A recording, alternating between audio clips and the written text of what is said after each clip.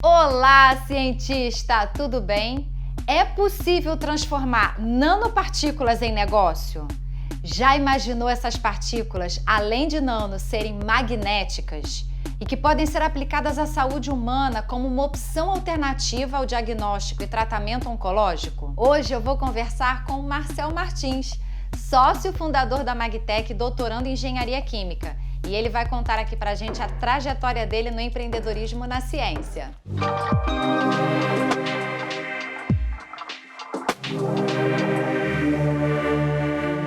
Marcel, muito obrigada pela oportunidade da gente poder conversar com você e você contar um pouquinho da sua história, né, pra gente. Eu que agradeço pela oportunidade de estar aqui falando. Olá, empreendedores, olá, cientistas. Que bom, Marcel. Bom, eu sei que você é engenheiro químico de formação, né, mas conta um pouquinho pra gente, porque eu sei que em algum momento aí você começou a estudar também uma parte que você consegue aplicar na saúde humana. Então fala um pouquinho dessa formação pra gente. Tá certo.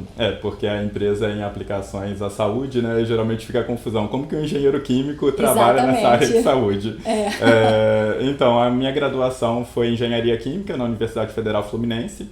E sempre eu tive uma relação muito próxima com a química. Eu costumo até brincar que eu sou mais químico do que engenheiro.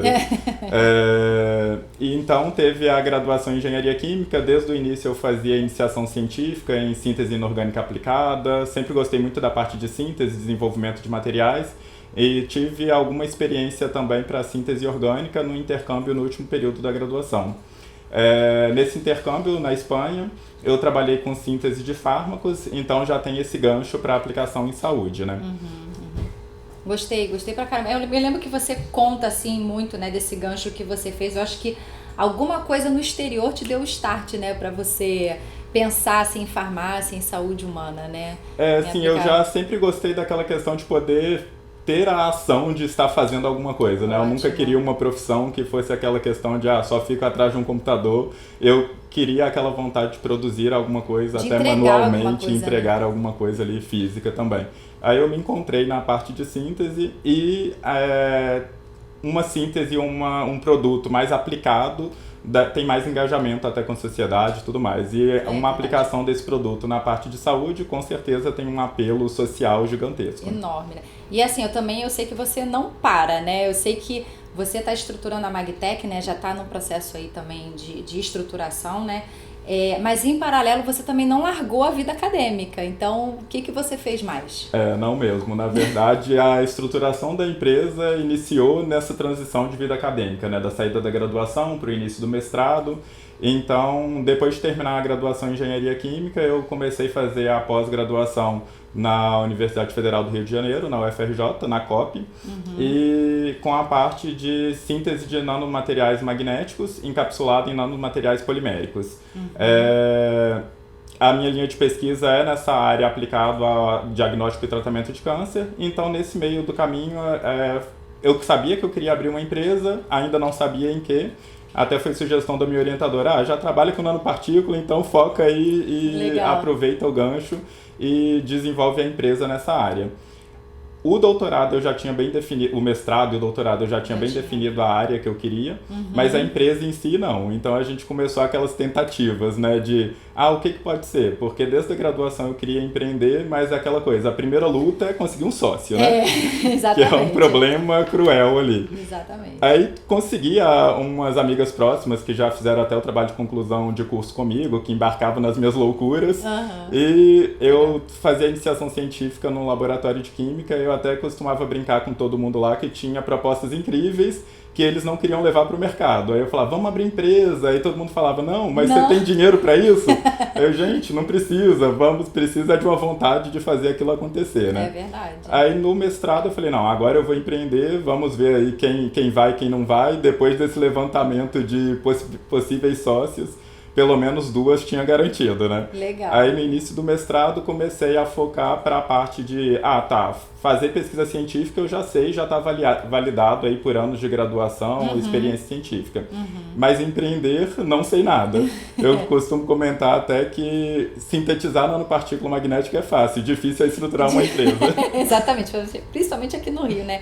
Infelizmente. Agora, uma dificuldade que a gente tem, né, que a maioria dos cientistas tem, é assim, é você olhar para aquele resultado de bancada e tentar identificar alguma aplicação de mercado. Então, em que momento que você viu que dava para empreender? Como que foi isso? Sim, na verdade não teve aquele momento do estalo de agora eu vou empreender, porque eu já queria desde sempre empreender, né?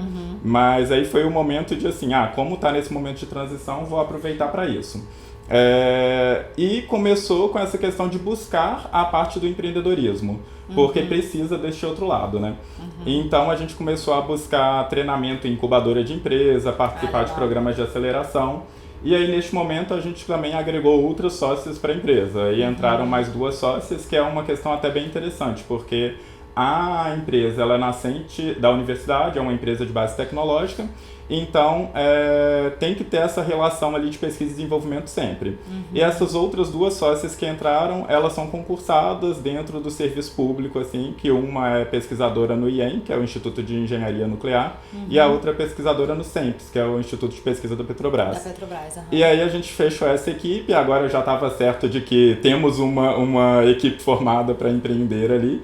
E a gente começou a correr atrás disso. Participamos da incubadora da COP, participamos de processos de aceleração como o Shell Iniciativa Jovem, depois a gente foi convidado para algumas outras iniciativas, por exemplo, o Lean Startup Program, que são ações bem interessantes para a gente de fato saber o que é empreendedorismo e começar a ter esse ferramental, né? Que a gente tem que ter aquela maletinha de o que precisa para abrir uma empresa de verdade. Exatamente.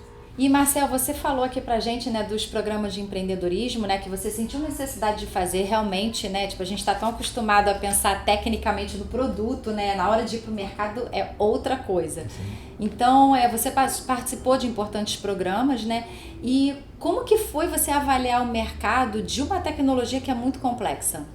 Sim, isso é bem interessante porque a questão de avaliação de mercado é uma questão chave para a empresa, né? Porque a gente quer colocar no mercado uma solução incrível, super tecnológica, mas será que é isso que o mercado quer? Exato. A gente sempre fica nessa de, no primeiro momento, ainda mais que trabalha com pesquisa, desenvolvimento, é cientista e tem amor à profissão. Exato. No início, minhas sócias ficavam brigando eternamente comigo de você tá muito técnico, tem que falar de uma forma mais que é entendível por todo mundo. Será que o mercado está querendo isso? O mercado não está nem entendendo qual é a proposta. Pois é. E aí foi muito bom que a gente foi convidado pela incubadora de empresas da COP para participar do programa de Lean Startup Program, que foi uma oportunidade incrível. A gente foi meio que cobaias do programa. Legal. Mas uma cobaia num programa que veio o pessoal de Berkeley para nos dar o treinamento aqui. Nossa. Sendo que essa metodologia de Lean Startup foi desenvolvida lá na universidade deles.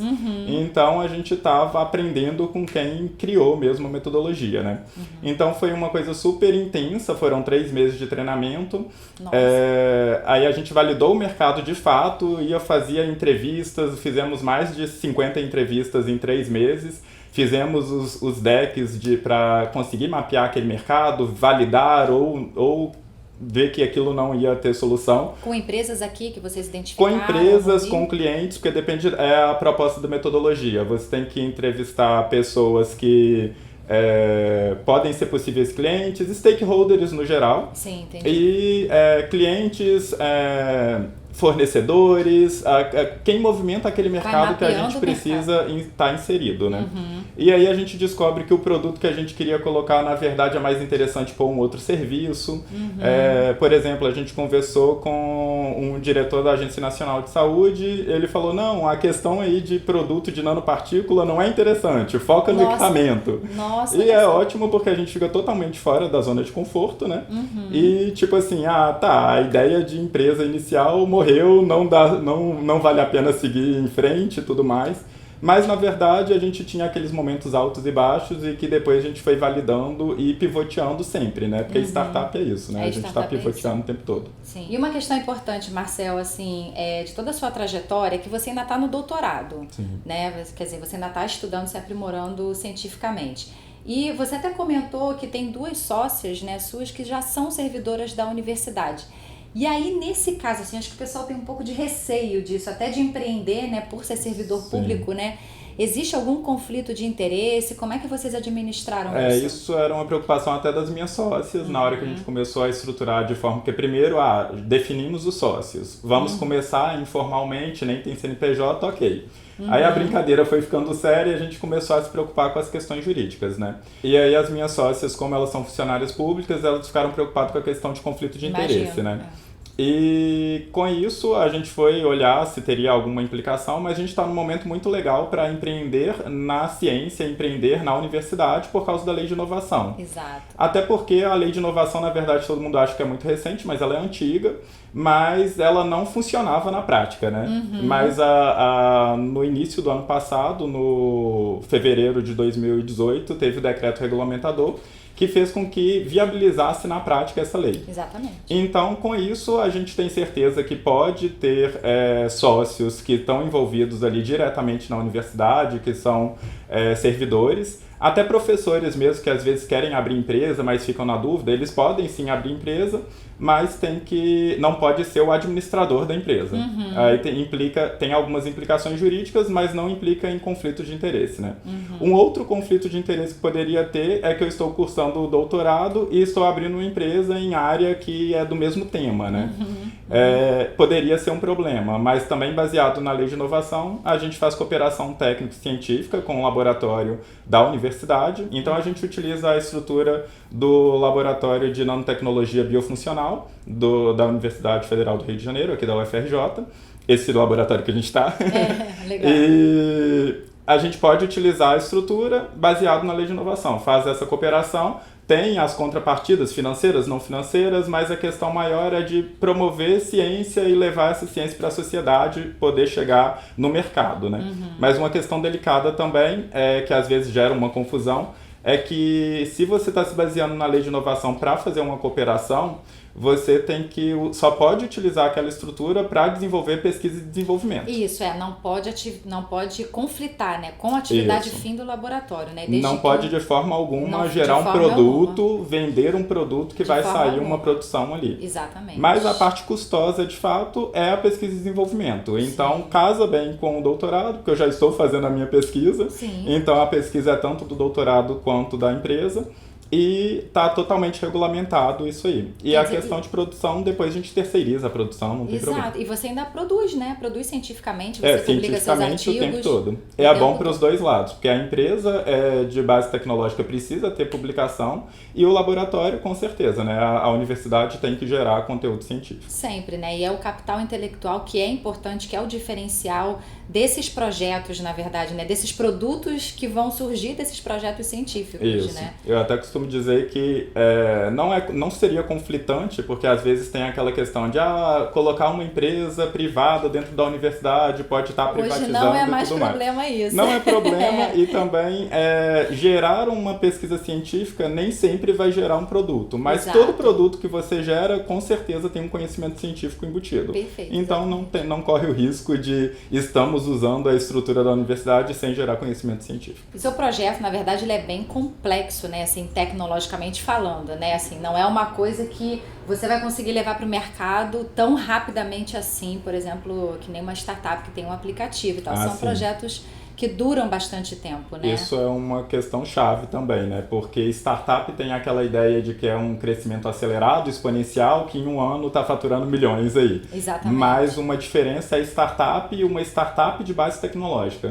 E a nossa startup é uma startup de base tecnológica na área de nanotecnologia e biotecnologia. Isso, então também tem questões de regulatório, que tem limitações que não depende só da gente querer crescer rápido, mesmo se tivesse um dinheiro ali injetando de um investidor um valor alto, também tem a questão de limitação de tempo de regulamentação e afins. Exatamente. Então tem esse prazo para a gente conseguir chegar forte no mercado. Isso. E uma outra questão também é que a empresa é de biotecnologia e a gente já sabe que para uma empresa de biotecnologia ela tem que nascer forte já internacionalizada, né?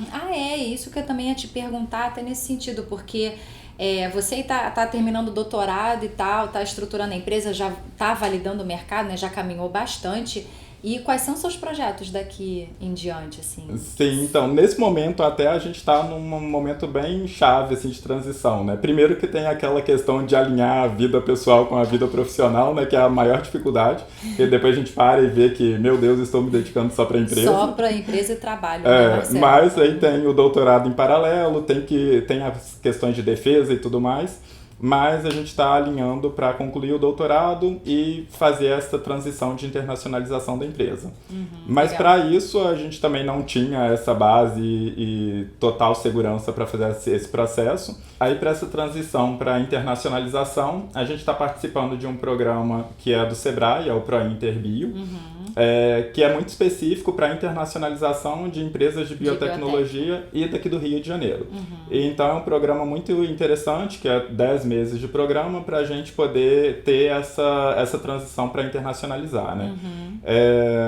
Então a gente está com essa proposta. Assim que eu terminar o doutorado, a gente já está viabilizando a possibilidade de incubar em algum outro lugar, na Europa e tudo mais. Até porque a gente precisa desse pezinho lá na União Europeia também, até pela tecnologia da proposta da empresa, né? Porque é diagnóstico e tratamento de câncer, não sei se eu ainda tinha comentado mais claramente, mas na prática a gente sintetiza nanopartículas magnéticas encapsuladas em nanopartículas poliméricas e coloca biomarcadores na superfície para diagnóstico e tratamento de câncer. Falando num português mais claro, são bolinhas de metal dentro de bolinhas de plástico bem pequenininhas, injeta na corrente sanguínea, elas encontram o tumor, a gente consegue fazer o diagnóstico por ressonância magnética, que é um bom contraste de imagem. E para fazer o tratamento, a gente aplica um campo magnético alternado. Essa partícula magnética tem a propriedade de liberar calor. Então ela causa uma espécie de febre localizada ali, mata a célula tumoral, sem afetar de forma drástica assim, as células saudáveis. As células saudáveis, se forem afetadas, elas têm a capacidade de se regenerar. Isso está mais avançado, até mais receptivo fora do Brasil, né? Então, justamente isso. Aí como tem já um único caso de já estar no mercado de uma tecnologia similar à nossa, está na Europa. Então, a gente indo para a União Europeia, a gente consegue avançar nessa parte de regulamentação, né? De falar, já tem um caso parecido, então serve como exemplo para a gente também poder dar um passo a mais, né? Então, os projetos futuros estão aí, tem muita coisa para vir, mas a próxima etapa é essa questão de já vislumbrar uma internacionalização da empresa e, na verdade, é começar já internacionalizado, né? Que a gente está aí há uns 3 anos, mas em estruturação estratégica, que a gente não está já no mercado mostrando o que a gente faz. Mas até porque é isso, não dá para entrar no mercado farmacêutico, que a gente sabe que tem essa questão de que é um mercado forte, com muitas barreiras de entrada, então tem que entrar de forma estratégica, tem que estar com o jurídico bem fortalecido, uma parte técnica bem fortalecida e já tem que entrar de fato internacional ali, de forma global, internacionalizada. Legal. Marcel, agora sim uma pergunta final, né, porque eu tenho certeza que tem muitos cientistas, jovens cientistas, querendo se inspirar, sabe, ter alguma referência, né? E aí, qual o conselho que você dá para quem quer começar a empreender? Assim, eu costumo comentar de que no momento de crise que a gente tem maiores inovações, que isso aí até casa bem com o momento que a gente tem passado aí. Sim. E outra coisa é que, uma frase bem clichê, mas que super casa com a proposta da empresa, que é juntos somos mais fortes, né? Porque principalmente nesse lado de empreendedorismo científico, a gente não faz nada sozinho. Exatamente. Então a gente tem que aproveitar esse momento de adversidade e pode ser uma forma de pensar que tem outras alternativas e não só as alternativas tradicionais. Então vamos aproveitar o momento, tem oportunidades sempre aí a todo momento. Tem vários editais também, sempre, né? tem vários editais, tem alguns programas de aceleração que são gratuitos, então tem que ficar de olho para essas possibilidades que estão aí, né? Editais a fundo perdido, não precisa necessariamente ter um investidor, então tem muitas oportunidades no mercado. Outra questão é isso de a gente acha que o dia a dia de empreendedor é uma coisa solitária. Mas essa transição de sair da bancada e ir para o mercado foi muito legal, porque eu percebi que o lado de empreendedorismo é muito mais acolhedor, que as pessoas querem trocar informação, não quer ficar com aquela informação ali presa e não vou contar e tudo mais. E te ajudam, né? Sim. E muito. E aí é uma interação muito boa que dá pra gente engajar e outra questão chave é da gente poder usar como propósito o que a gente quer transformar em empresa, o nosso propósito de vida e transformar em empresa, porque a gente vai estar envolvido, engajado e querendo fazer acontecer a todo momento, né? Exatamente. Então a gente pode sim tirar uma pesquisa científica de alto nível da universidade, altamente tecnológica, levar para o mercado, não precisa ficar com aquela ideia de que o Brasil só importa tecnologia e exporta matéria-prima. A gente pode sim exportar tecnologia e a gente já está fazendo isso, já estamos dando os primeiros passos. Legal. Então é isso, aproveitem o momento, vamos empreender, vamos levar as pesquisas científicas para o mercado e impactar a sociedade. Isso aí, muito bom, Marcel. Olha, parabéns, eu te acompanho, né? Acompanho toda a evolução aí do seu negócio, você está de parabéns. Eu tenho certeza que vai ser uma empresa exponencial e daqui a pouco a gente, em breve, vai ouvir muito falar da Magtech. Isso aí, obrigado pela oportunidade. E obrigada pela sua entrevista. E aí, pessoal, vocês gostaram dessa entrevista com o Marcel? Eu espero que vocês estejam motivados a empreender depois de toda essa inspiração. Clica no site do Cientista Empreendedor para você conhecer as soluções e os treinamentos que temos para você já sair com um projeto de negócios. Vem empreender na ciência porque vale a pena. Um abraço e até o próximo vídeo.